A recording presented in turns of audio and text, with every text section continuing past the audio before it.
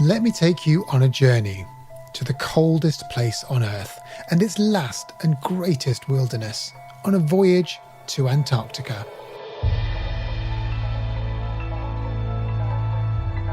Hello and welcome to A Voyage to Antarctica, brought to you by the UK Antarctic Heritage Trust. I'm your host, Alok Jha. In part one of this special two-part episode, we heard from Dwayne Fields about his life and work as a polar explorer. Today, I'm delving further into Antarctica's colonial history with historian and climber Dr Ben Maddison. Ben's book, Class and Colonialism in Antarctic Exploration, looks at the discovery of Antarctica from below.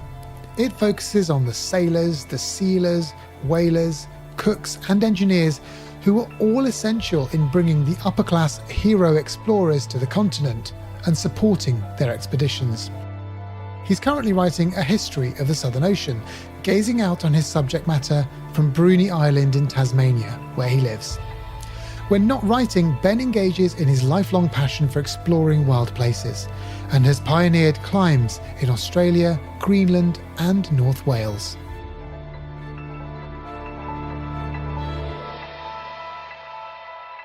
Ben, let's talk about your own trips to Antarctica. How many times have you been? I've probably been, probably 25, 30 times. Does it get boring going to see the same old white space? Well, it's never the same old white space. On the one hand, in the general picture, it is the same.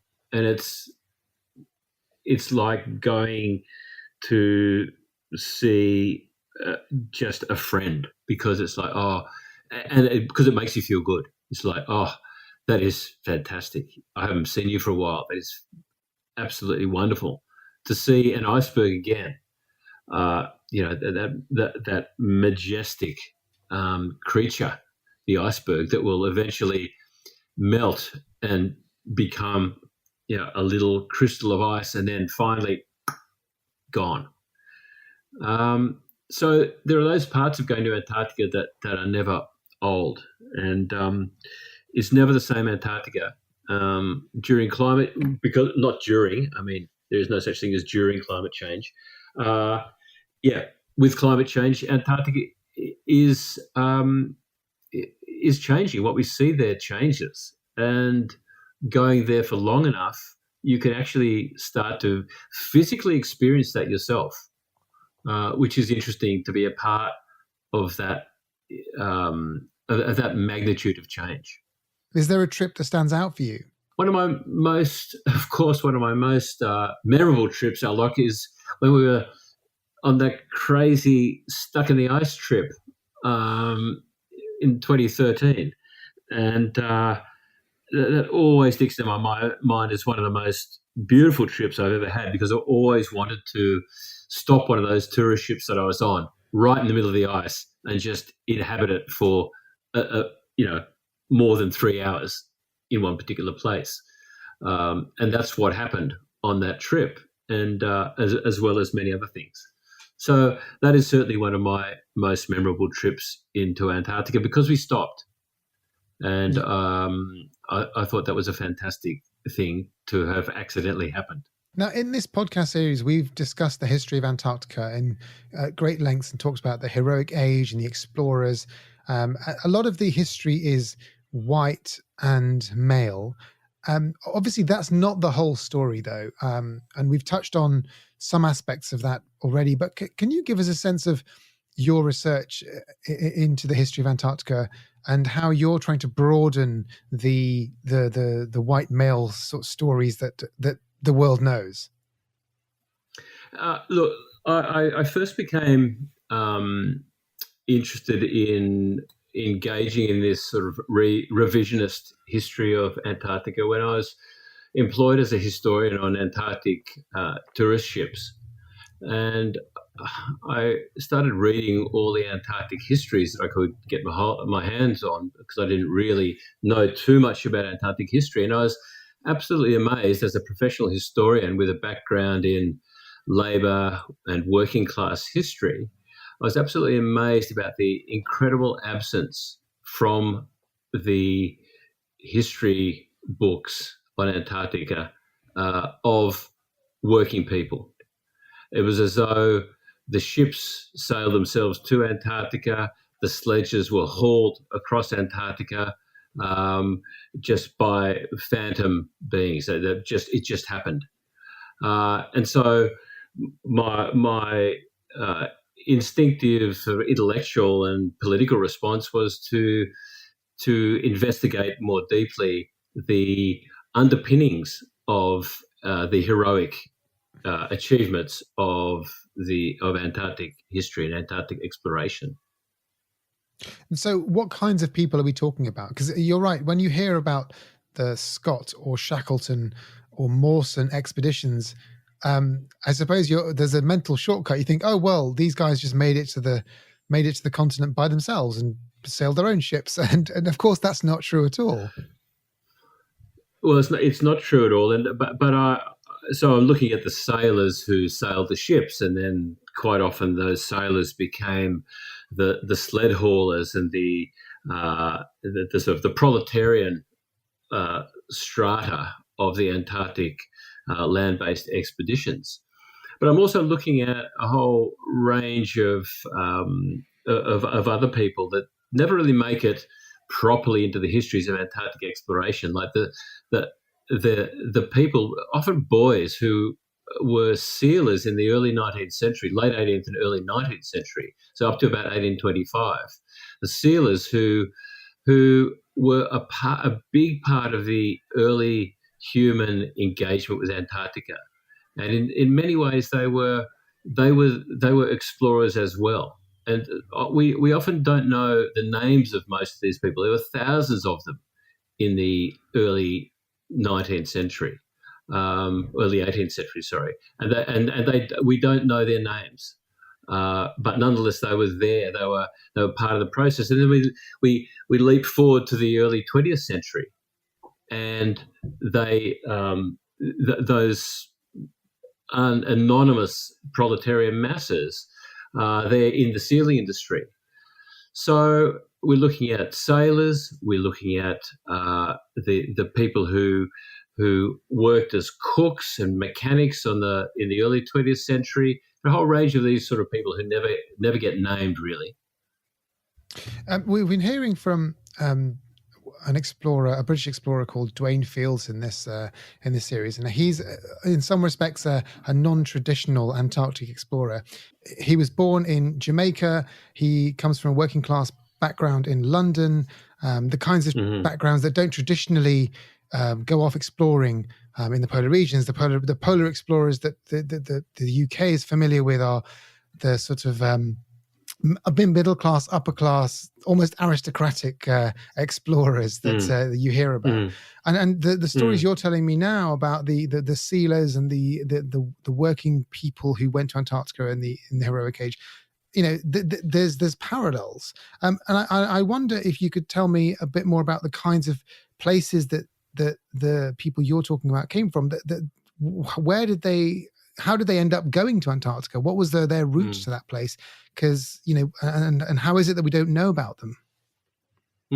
So if we take some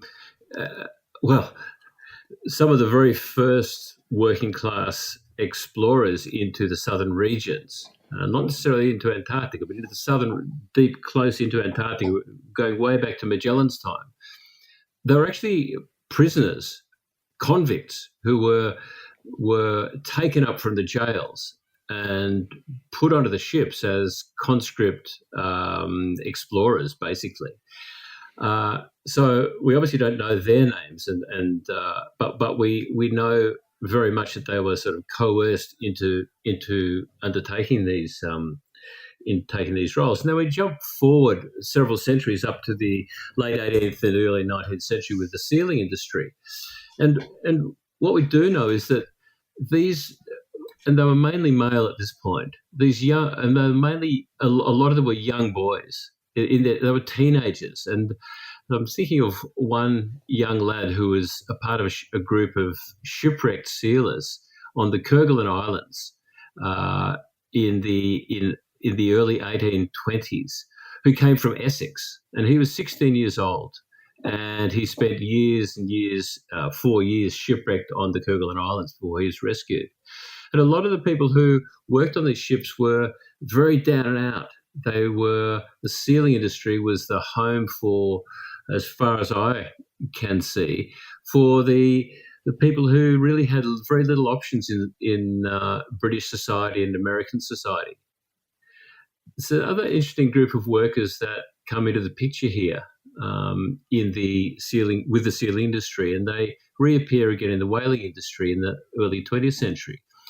And they are a group of workers who were brought from the Cape Verde Islands into the sealing ships stopped at the Cape Verde Islands in the early 19th century for salt, for curing the seal skins.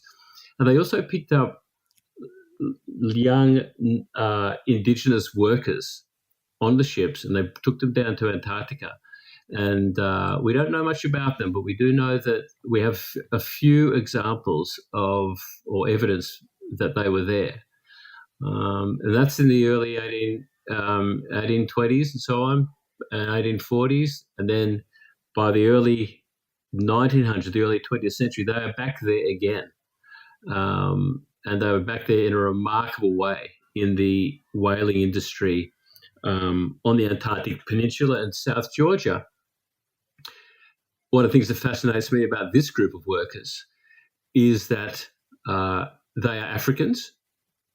They are anonymous. We don't know their names, and they were described by the British inspector of whaling on the Antarctic Peninsula in 1923 as slaves. These were enslaved Africans working in the British whaling industry in 1923 in Antarctica. That's not something you hear about very often.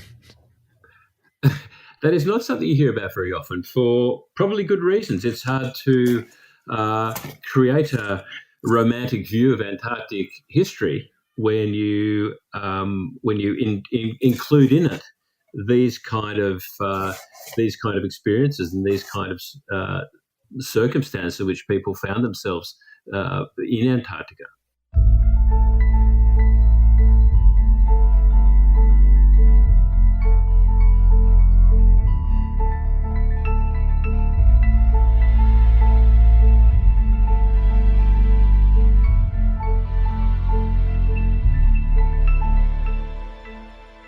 Given the fact that these stories are lesser known, I wonder, how did you go about uncovering them? Where did you go for your information about these sealing expeditions and the people who were on them? It sounds as if they were almost, they weren't even seen as people, and they weren't recorded. There's no stories told about them. There's no books written about them.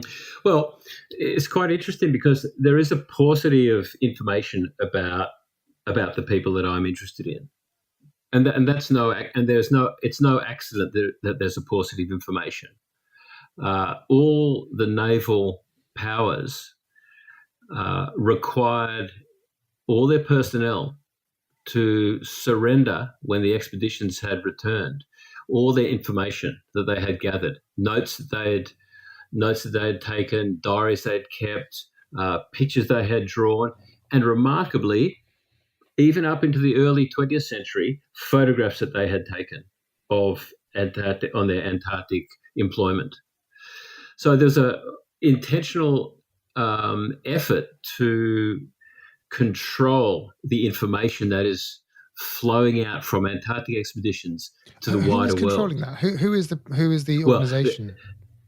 Well, the organisations are the expedition leaders and the financiers, the people who finance the expeditions. They're controlling it.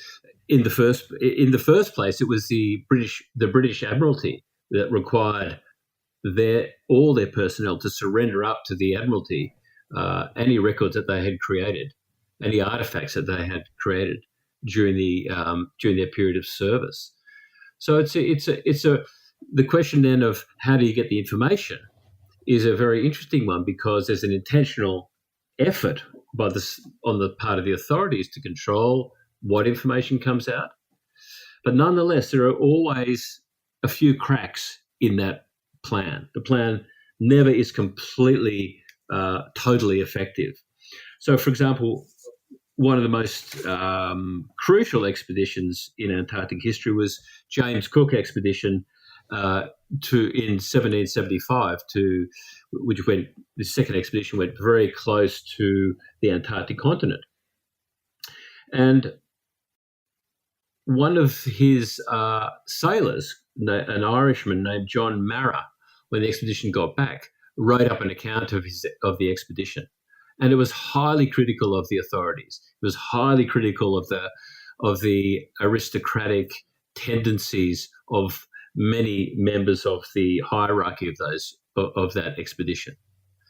And so that is available. That is now reprinted. So that's one way of getting into it. A number of the sealers who fell on really hard times after their period of sealing left accounts of their time as sealers, because they were trying to use this as a way of making an income in the middle of the 19th century. This is when there was a bit of a vogue for 19th century exotic adventures in Europe and in England. So they would they'd write their accounts of their period of shipwreck or their period of life as a sealer, and give us many details about the lives of people who are at the bottom of the Antarctic hierarchy. Could you paint a picture of what life would have been like for some of these people on these expeditions? I mean, we've talked about some people being coerced onto these ships as slaves or as prisoners. We talked about people being left to row along unknown coastlines by themselves to look for seals. I mean, this sounds like a very hard and life that either you're coerced into or you do if you've got no other options. I mean, is that the picture you get from your research? Well, what is remarkable about the accounts that come from the lower decks, if you like, that from John Marra in 1776 right through to the members of Mawson's expedition in the 1911, 12, 13 period, they are all displayed incredible awareness of the class basis of Antarctic exploration, and they also display an incredible awareness of the fact that, totally against the whole heroic and Antarctic romantic vision, they would rather be virtually anywhere else but Antarctica. They don't want to be working these ships. They don't want to be spending days breaking the ice from the sails, breaking the ice from the decks so that the ship can sail. They don't want to spend all their time up to their waist in freezing cold water. They don't want to be wearing anoraks they have to waterproof with paint. They don't want to be doing this kind of work. Incredibly harsh. And if you go, the worst was, well, the sealers were, a lot of these sealers were employed on these ships for in terrible conditions, often in the middle of Antarctic winters or Antarctic storms, with bare feet, having to pay for their own footwear, quite often not getting paid at all if the cargo was went rotten or the ship sank or anything like this, or if they didn't find any seals, they wouldn't be paid at all. So very, very harsh conditions of work. When you get up to the land-based sledging expeditions, really the heartland of the heroic achievements, the Scotts, the Shackletons, the Amundsens, the Mawsons, there's a whole group of people underpinning those expeditions who do the cooking on these expeditions. They do the sledge hauling on these expeditions. They do the maintenance of the equipment on these expeditions. So the distinction between classes was really quite stark. Hello, I'm Camilla Nichols, CEO of the UK Antarctic Heritage Trust, and I hope you're enjoying the podcast so far. We work to preserve and protect Antarctica's unique heritage, from the historic huts of early pioneers to the amazing discoveries in climate science. And our mission is to inspire current and future generations to discover, value and protect this precious wilderness. The pandemic has had a significant impact on our work, and we need your generosity now more than ever. Find out how you can help save Antarctica, protect our planet, and even adopt a penguin at ukaht.org, or search for the UK Antarctic Heritage Trust. Thank you, and enjoy the rest of the podcast.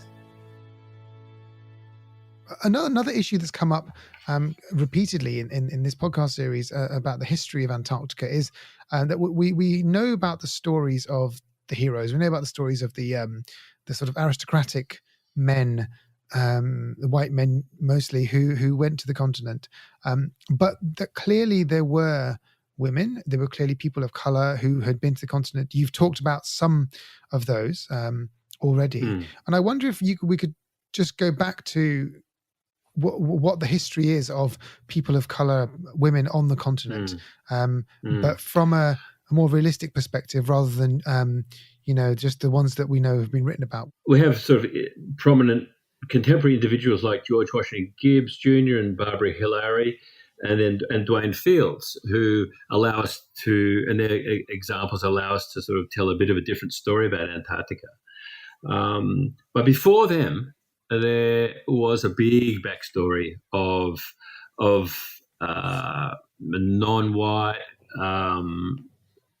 connection into Antarctica, and you can take it right back if you wanted to into the histories of Australian Indigenous peoples in the Pacific and Aotearoa, New Zealand, with their oral traditions of explorers that go deep south from in the middle of the Pacific, and this is sort of in 700 at the current era, and come back with reporting things that sound like icebergs.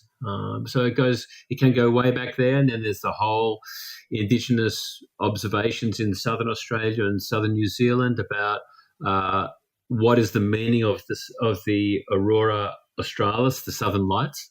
What does that mean about what is down there? But more tangibly or more close to our own time, we go back to the sealing industry and the whaling industry. And both those industries, being global maritime industries, brought people of colour into wherever they went. So there was a big connection between South Africa and the sealing industry in the subantarctic islands of the Kerguelens and other islands around there. And although it's little mentioned, there's no doubt that some of the people who were there were of African heritage. It is well known now that many people in the early whaling industry were from the Pacific Islands and from Aotearoa, New Zealand, and from places in Australia as well. So that connection goes way back, and then we come up into the heroic era, and the very first land-based expedition, the Borchgrevink expedition to Antarctica, 1898 to 1900 or 1901, took with them two Indigenous people from what was called Lapland in those days, the Sami people, as experts, as polar experts. And those people brought their knowledge of how to survive and how to operate in polar regions.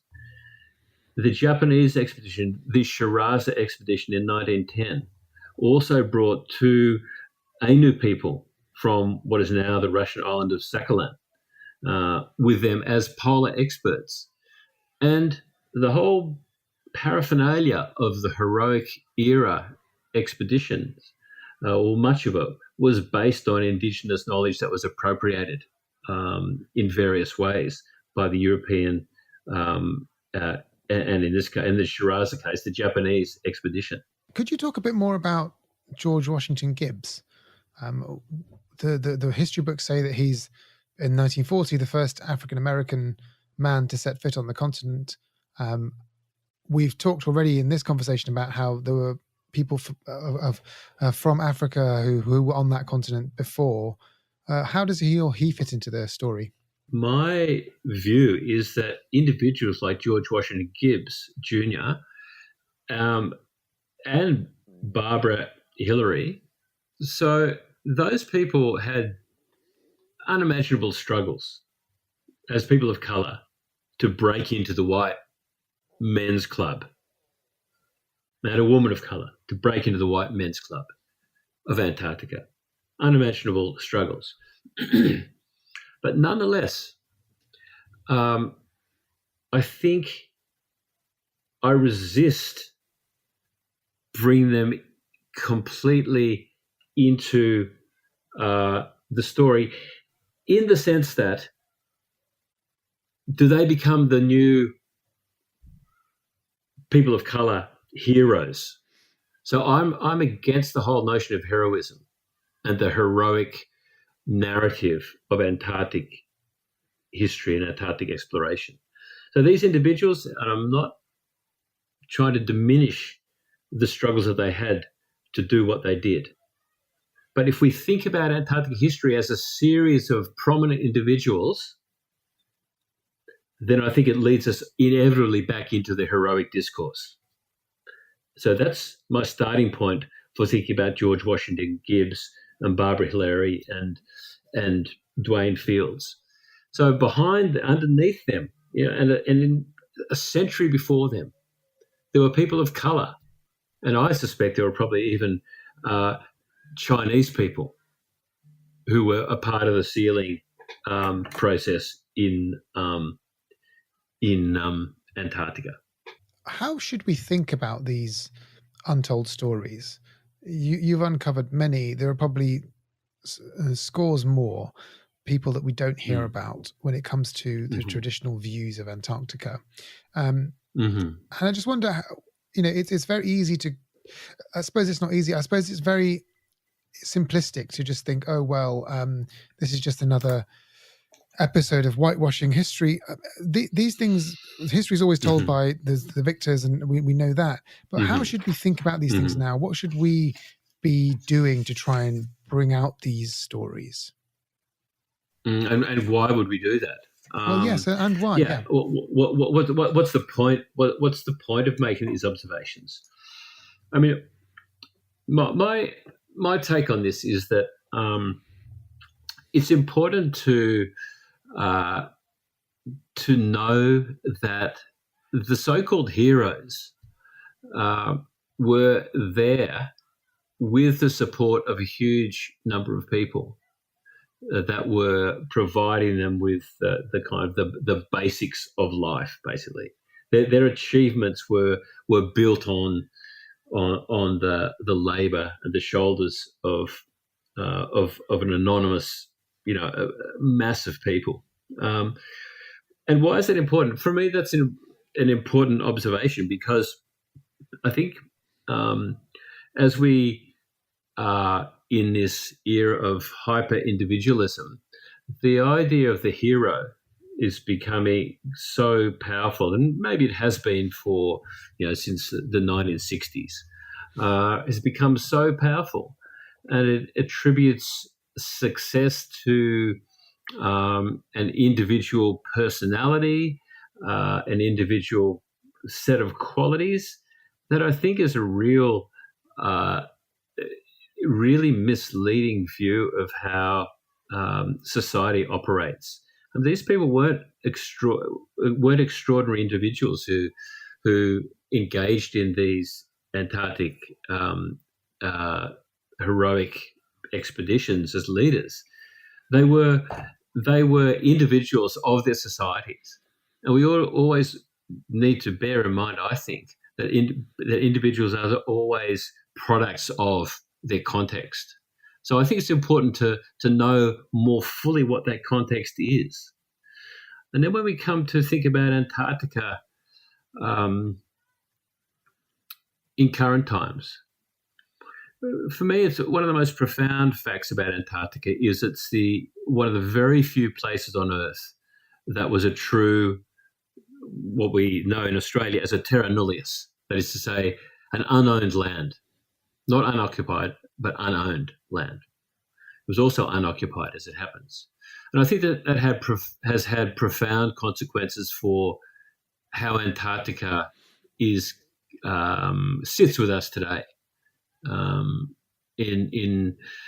For reasons that I think are to do with the fact that Antarctica was a continent that was never had to be conquered. There never had to be an indigenous population dispossessed. It was never its ownership by the powers that have come to be stewards over it has never been morally compromised by a violent process of dispossession. That is always the story elsewhere in the world. And I think that it's on this basis, and only on this basis, that it's been possible to create Antarctica as the continent of peace. You cannot imagine a continent that had been riven by ethnic, race, and genocidal processes could ever be described as a continent of peace. That's very profound. And I think that it's a very interesting way of looking at it, because I feel like the story you're telling also says that even though this is a continent of peace, the getting to that point still required the labor and the bodies of many, many people, indigenous people, people of color, who have been forgotten in getting there. Yeah, absolutely, and that's one of the reasons that I want to have their presence in the Antarctic story, much more evident. Yeah, it's a strange type of colonialism. It isn't colonialism in the sense of going to a place and displacing the people who live there, but taking people with you to then forget about them to conquer a new place. I don't know how to think about it.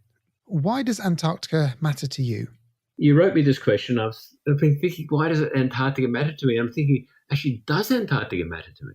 I'm thinking, well, is Antarctica any more special than any of the other amazing places on the planet? And I think the answer I've come up with is yes, Antarctica does matter to me, because it is such a great example of how history can make a fabricated view of the past, which is so at variance with what we need to know. I mean, I think it's a really good example of the role that historians can play in the modern world, because we can look at Antarctica and say, well, we don't really have a proper understanding of it without having a historical understanding. Of course, there are the tropes of Antarctica, the wilderness. Now, that trope is becoming less and less viable, because it's becoming less and less a wilderness.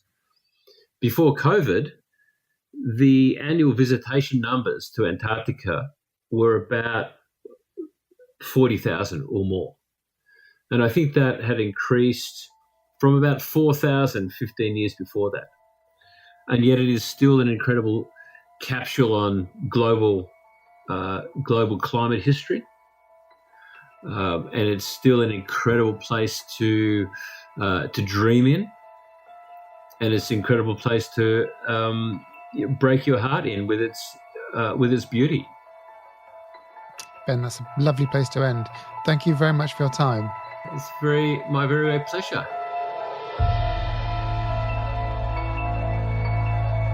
Thank you for listening. A Voyage to Antarctica is brought to you by the UK Antarctic Heritage Trust. Next time, I'll be talking to scientist Dr. Kelly Hogan to find out what studying the history of Antarctic ice can tell us about climate change and the future of our planet. To find out more about our guests, including photos and videos, head to our website at www.ukaht.org or follow our Facebook, Twitter and Instagram pages. If you enjoyed this episode, please don't forget to follow us and rate us wherever you get your podcasts. This podcast is part of the Trust's Antarctica Insight programme, supported by the Arts Council England, the Garfield Weston Foundation and the Foreign and Commonwealth Development Office. A Voyage to Antarctica was presented by me, Alok Jha, and produced by Jessica Norman. Ben Hewis is digital producer, and the music and sound design is by Alec Hughes.